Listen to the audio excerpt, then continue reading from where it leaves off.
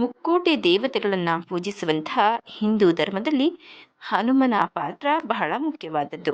ಹನುಮಂತನ ಪ್ರತಿಯೊಂದು ರೂಪದ ಚಿತ್ರಗಳು, ಫೋಟೋಗಳು ಅಥವಾ ವಿಗ್ರಹಗಳು ನೀವು ವಿಭಿನ್ನ ರೀತಿಯಲ್ಲಿರೋದನ್ನ ಕಾಣ್ತೀರಾ. ಹನುಮಂತ ಹಾರುತ್ತಿರುವಂತೆ, ಹನುಮಂತ ಧ್ಯಾನ ಮಾಡ್ತಾ ಇರುವಂತೆ, ಹೀಗೆ ವಿವಿಧ ರೂಪದಲ್ಲಿ ಹನುಮಂತನ ಚಿತ್ರವನ್ನ ಅಥವಾ ವಿಗ್ರಹವನ್ನ ನಾವು ನೋಡ್ತೀವಿ. ಮನೆಯಲ್ಲಿ ಬಜರಂಗಬಲಿಯ ಯಾವ ಫೋಟೋವನ್ನ ಅಥವಾ ವಿಗ್ರಹವನ್ನ ಇಟ್ಟುಕೊಳ್ಳಬೇಕು, ಮನೆಯಲ್ಲಿ ಹನುಮಂತನ ಯಾವ ಫೋಟೋ ಅಥವಾ ವಿಗ್ರಹವಿಟ್ಟರೆ ಏನು ಪ್ರಯೋಜನ, ಹನುಮಂತನ ಪ್ರತಿಯೊಂದು ಫೋಟೋ ಅಥವಾ ವಿಗ್ರಹಕ್ಕೂ ಅದರದ್ದೇ ಆದ ಪ್ರಾಮುಖ್ಯತೆ ಇದೆ. ನಮಸ್ಕಾರ ಸ್ನೇಹಿತರೆ, ಎಲ್ಲರಿಗೂ ಮಾನು ಮನೋಜ್ ಕನ್ನಡ ಯೂಟ್ಯೂಬ್ ಚಾನೆಲ್ಗೆ ಸ್ವಾಗತ. ಹನುಮಂತನ ಫೋಟೋ ಅಥವಾ ವಿಗ್ರಹವನ್ನ ಅನೇಕ ಮನೆಗಳಲ್ಲಿ ನೋಡಿರಬಹುದು. ಮನೆಯಲ್ಲಿ ಹನುಮಂತನ ಯಾವ ಫೋಟೋ ಅಥವಾ ವಿಗ್ರಹವನ್ನ ಇಟ್ಕೊಳ್ಬೇಕು, ಮನೆಯಲ್ಲಿ ಯಾವ ರೀತಿಯ ಫೋಟೋ ಅಥವಾ ವಿಗ್ರಹವನ್ನ ಯಾವ ದಿಕ್ಕಿನಲ್ಲಿ ಇಟ್ಟು ಪೂಜಿಸಬೇಕು, ಈ ಎಲ್ಲ ಮಾಹಿತಿಯನ್ನ ಈ ವಿಡಿಯೋದಲ್ಲಿ ತಿಳಿದುಕೊಳ್ಳೋಣ. ವಾಸ್ತು ಪ್ರಕಾರ ಹನುಮಂತನ ಚಿತ್ರವನ್ನು ಯಾವಾಗಲೂ ದಕ್ಷಿಣ ದಿಕ್ಕಿಗೆ ಅಭಿಮುಖವಾಗಿ ಇಡಬೇಕು. ಈ ಚಿತ್ರ ಕುಳಿತುಕೊಳ್ಳುವ ಭಂಗಿಯಲ್ಲಿ ಕೆಂಪು ಬಣ್ಣದ್ದಾಗಿದ್ದರೆ ಉತ್ತಮ. ಇಂತಹ ವಿಗ್ರಹವನ್ನ ಅಥವಾ ಚಿತ್ರಪಟವನ್ನ ಮನೆಯಲ್ಲಿ ಇಟ್ಟುಕೊಳ್ಳೋದು ತುಂಬಾನೇ ಶುಭ.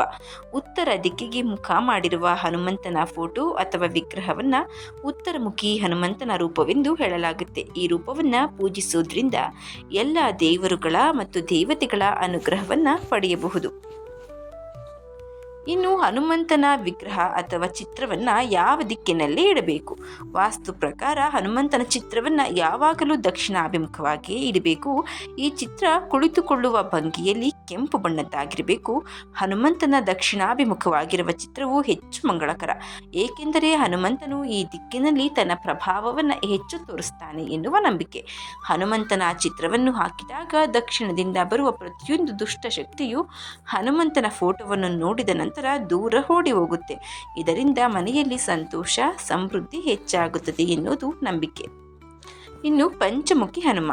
ವಾಸ್ತುಶಾಸ್ತ್ರದ ಪ್ರಕಾರ ಪಂಚಮುಖಿ ಹನುಮಂತನ ಮೂರ್ತಿ ಅಥವಾ ಚಿತ್ರವಿರುವ ಮನೆಯಲ್ಲಿ ಪ್ರಗತಿಯ ಹಾದಿಯಲ್ಲಿನ ಅಡೆತಡೆಗಳು ನಿವಾರಣೆಯಾಗಿ ಸಂಪತ್ತು ವೃದ್ಧಿಯಾಗುತ್ತೆ.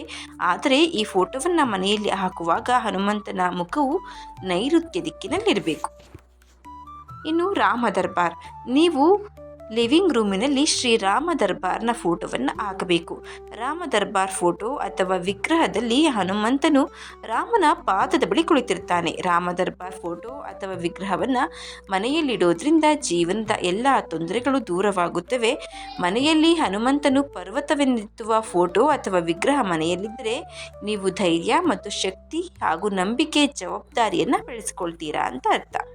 ಇನ್ನು ಹಾರುವ ಹನುಮ. ಈ ಚಿತ್ರ ಅಥವಾ ವಿಗ್ರಹ ನಿಮ್ಮ ಮನೆಯಲ್ಲಿದ್ದರೆ ಪ್ರಗತಿ, ಸಮೃದ್ಧಿ ಮತ್ತು ಯಶಸ್ಸನ್ನು ಯಾರೂ ತಡೆಯಲು ಸಾಧ್ಯವೇ ಇಲ್ಲ. ಜೀವನದಲ್ಲಿ ಮುಂದೆ ಸಾಗಲು ಉತ್ಸಾಹ ಮತ್ತು ಧೈರ್ಯವನ್ನು ಹೊಂದುತ್ತೀರಾ.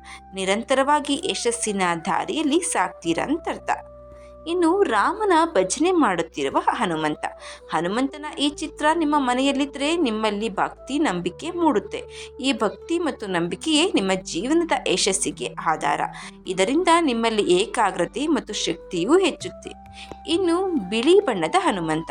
ಬಿಳಿ ಬಣ್ಣದ ಹನುಮಂತನ ಫೋಟೋ ಅಥವಾ ವಿಗ್ರಹವನ್ನು ಹಾಕೋದ್ರಿಂದ ಕೆಲಸ ಮತ್ತು ಬಡ್ತಿ ಪಡೆಯಲು ದೇವರು ನಮಗೆ ಅನುಗ್ರಹವನ್ನು ನೀಡ್ತಾನೆ. ಈ ಹನುಮಂತನ ವಿಗ್ರಹವು ಶಾಂತವಾಗಿರುವ ನೋಟವನ್ನು ನಮಗೆ ತಿಳಿಸಿಕೊಡುತ್ತೆ. ಪ್ರತಿನಿತ್ಯ ಮನೆಯಲ್ಲಿ ಬಿಳಿ ಹನುಮಂತನ ಫೋಟೋ ಅಥವಾ ವಿಗ್ರಹವನ್ನ ನೋಡುವುದರಿಂದ ಅತ್ಯಂತ ಶುಭವಾಗಿ ಪರಿಣಾಮ ಬೀರುತ್ತೆ ಅನ್ನೋದು ನಂಬಿಕೆ. ಇಷ್ಟೇ ಅಲ್ಲದೆ ರಾಮ ಮಿಲನದ ಹನುಮಂತನ ಚಿತ್ರ. ರಾಮ ಮಿಲನ ಹನುಮಂತನ ವಿಗ್ರಹ ಅಥವಾ ಫೋಟೋದಲ್ಲಿ ಹನುಮಂತನು ರಾಮನನ್ನು ತಬ್ಬಿಕೊಂಡಿರ್ತಾನೆ. ಕುಟುಂಬದಲ್ಲಿ ಐಕ್ಯತೆ ಮತ್ತು ಸಮಾಜದಲ್ಲಿ ಸಾಮರಸ್ಯವನ್ನು ಕಾಪಾಡುವ ಅದ್ಭುತ ಚಿತ್ರ ಇದಾಗಿದೆ. ಇದು ಪ್ರೀತಿಯ ಭಾವನೆಯನ್ನ ಬೆಳೆಸುತ್ತೆ.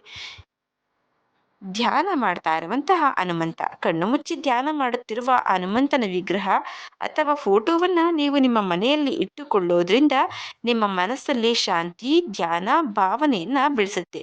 ಅಷ್ಟಾಗಿಯೂ ಧ್ಯಾನ ಮತ್ತು ಮೋಕ್ಷದಂತಹ ಯಾವುದೇ ಆಸೆಯನ್ನು ಹೊಂದಿರುವಾಗ ಮಾತ್ರ ಈ ಚಿತ್ರವನ್ನ ನೀವು ಹಾಕಿ. ಇನ್ನು ಸಂಕಟ ಮೋಚನ ಹನುಮ, ಬಲ ಮೊಣಕಾಲಿನ ಮೇಲೆ ಕುಳಿತು ಆಶೀರ್ವಾದ ನೀಡುವ ಹನುಮಂತನ ಚಿತ್ರವೇ ಸಂಕಟ ಮೋಚನ ಹನುಮಂತನ ಚಿತ್ರ ಅಂತ ಕರೆಯಲಾಗುತ್ತೆ. ಮನೆಯ ದಕ್ಷಿಣ ದಿಕ್ಕಿನಲ್ಲಿ ಇದನ್ನು ಹಾಕೋದ್ರಿಂದ ಯಾವುದೇ ರೀತಿಯ ಬಿಕ್ಕಟ್ಟುಗಳು ನಿಮ್ಮ ಮನೆಯ ಬಾಗಿಲಿಗೆ ಬರುವುದಿಲ್ಲ ಎನ್ನುವುದು ನಂಬಿಕೆ. ಇದು ಹನುಮಂತನ ಚಿತ್ರ ಅಥವಾ ವಿಗ್ರಹವನ್ನು ಮನೆಯಲ್ಲಿ ಯಾವ ರೀತಿ ಇಟ್ಟು ದಿಕ್ಕಿನಲ್ಲಿ ಯಾವ ರೀತಿ ಇಡಬೇಕು ಅನ್ನೋದು ಚಿಕ್ಕದಾದ ಮಾಹಿತಿ. ಈ ಮಾಹಿತಿ ನಿಮಗೆ ಇಷ್ಟ ಆಗಿದ್ರೆ ದಯವಿಟ್ಟು ಶೇರ್ ಮಾಡಿ, ಲೈಕ್ ಮಾಡಿ. ವಿಡಿಯೋ ಬಗ್ಗೆ ನಿಮ್ಮ ಅನಿಸಿಕೆ ಅಭಿಪ್ರಾಯವನ್ನು ಕಮೆಂಟ್ ಬಾಕ್ಸ್ನಲ್ಲಿ ತಿಳಿಸಿ.